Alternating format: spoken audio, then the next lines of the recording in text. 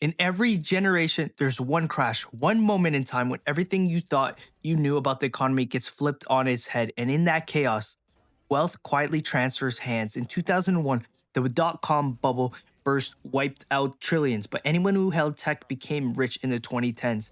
In 2008, the housing crash destroyed families, but those who bought foreclosed property created generational wealth. In 2020, markets lost 30% in 3 weeks, and anyone who bought the dip made life changing gains in under 12 months.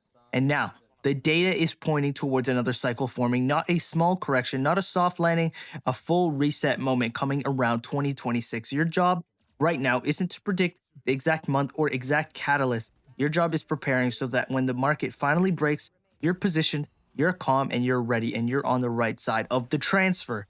So, in the next few minutes, I'm going to break down why the 2026 crash is becoming more likely every single month, why crashes are historically the fastest wealth creation events, and how regular blue collar people, HVAC guys, electricians, trades, apprentices, actually stand a better chance in this cycle than the average office worker. And I'm going to show you exactly what I'm doing with my own portfolio, how I went from 0 to 350K by the age of 25, and how I'm preparing for my first real recession as an investor.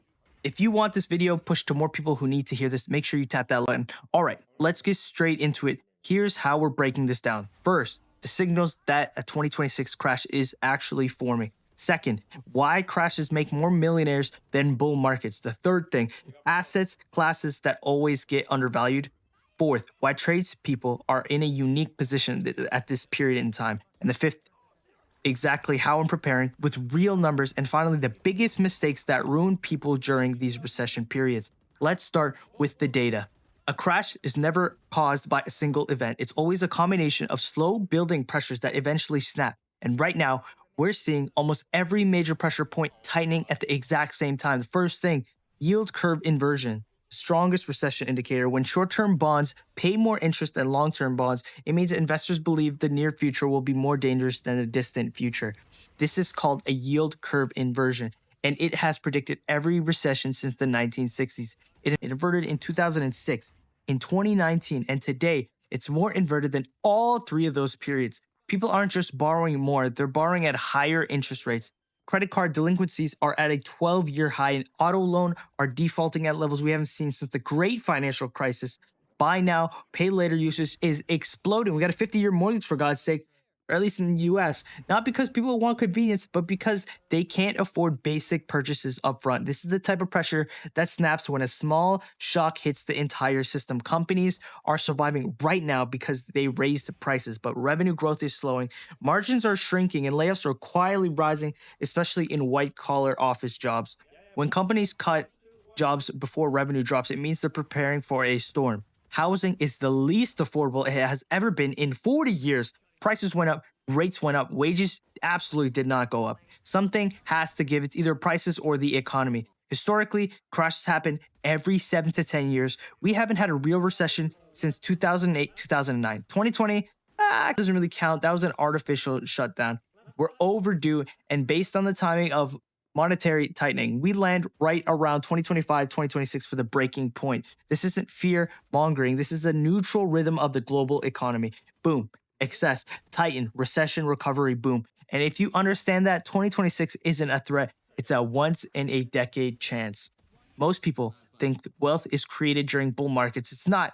Wealth is harvested in bull markets, but planted during recessions. In 2008, if you bought Apple, Amazon, Google, or Microsoft, your money would have grown by 10x to 40x in the next decade. In 2020, if you bought quality tech, you doubled your money within a year. Crashes aren't periods of destruction, they're actually for rebirths.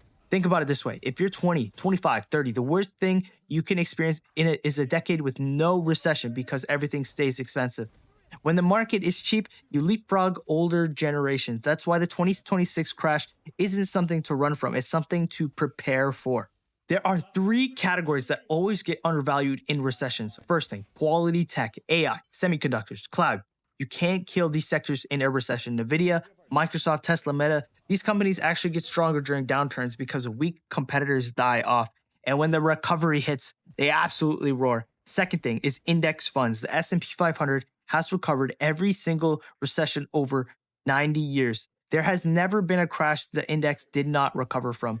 Number three is real estate. High rates force sellers to drop prices. Recessions remove speculators. Foreclosures increase supply. You might not be able to buy a house tomorrow, but 2026, 2028 will bring many opportunities. Here's what nobody on TikTok Finance talks about: the 2026 crash will hit white collar workers harder than blue collar workers. One, trades can't be automated. AI, they can definitely replace emails. It can replace spreadsheets. It can replace middle managers, but it cannot replace furnaces. It can't replace broken circuits. It can't replace leaking pipes, at least not yet. Blue collar work has physical scarcity, and the scarcity increases during recessions. Even in 2008, tradespeople had more job stability than corporate workers. When something breaks, someone has to fix it. Once the economy recovers, new projects start, renovations start, commercial work comes back, overtime returns, and the people who stuck around see their wage increase. I'm 25, HVAC apprentice, living in Edmonton, no car, no luxury lifestyle, just working, saving, and investing every dollar that I can. I built a 300K plus portfolio by grinding, not by winning the lottery, not by trading options every day, but by stacking shares during downturns. And that's why I take this upcoming cycle quite seriously. It might be the first real recession I get to invest through. I've been investing since 2018. Let's put it in perspective. I'm not a financial advisor. I'm a trades guy. I work long hours. I save aggressively. And this is exactly what I'm doing to prepare for the 2026 crash. I'm increasing my volume. This matters more than anything else. A recession is the best time to increase your earning power because every dollar is worth more. I'm learning more in HVAC, getting better, trying to become indispensable. Number two, staying invested in high conviction stocks. I hold Nvidia, Microsoft, Tesla, Meta, not because they're trendy, but because they have real cash flow, real demand, real market dominance. If a crash comes, these are the companies that survive. Third thing, keeping cash ready, but not too much. You don't need 50K in cash. You don't need to sit on the sidelines. You just need enough to buy dips when things get scary. I keep a small emergency fund and small dip buying fund, nothing crazy. And last thing, I'm avoiding lifestyle creep. This is what kills most young men, okay? They get a job, get a few pay raises, then start living like they're freaking rich, right? I don't do that. I'd rather invest now and enjoy it later on. Fifth thing, no panic selling. My portfolio dropped from 360K to 314K. It definitely hurt, but it didn't scare me because my timeline is long and volatility is the price of admission. The 2026 crash will only make you rich if you don't make these mistakes. Mistake number one, trying to time the bottom. Nobody in history has timed the exact bottom consistently. Mistake number two, selling during fear. If you sell during a crash, you lock in the loss. If you hold, you recover. And the mistake number three, changing your entire strategy because of TikTok doomers. Most people online do not invest, they predict. There's a massive difference. Crashes feel absolutely terrifying. Everyone around you panics. News headlines scream, your friends stop investing, but these cycles are how wealth is built, not overnight, not by gambling, but by staying consistent. If you're young, if you're broke, and if you're blue collar, if you're working long hours, you are not behind. You are early. 2026 crash might be the moment that defines you for the next 10 to 20 years. Stay focused, stay disciplined, stay invested. Make sure you drop a comment, I'm preparing right now. I read every single one of my comments.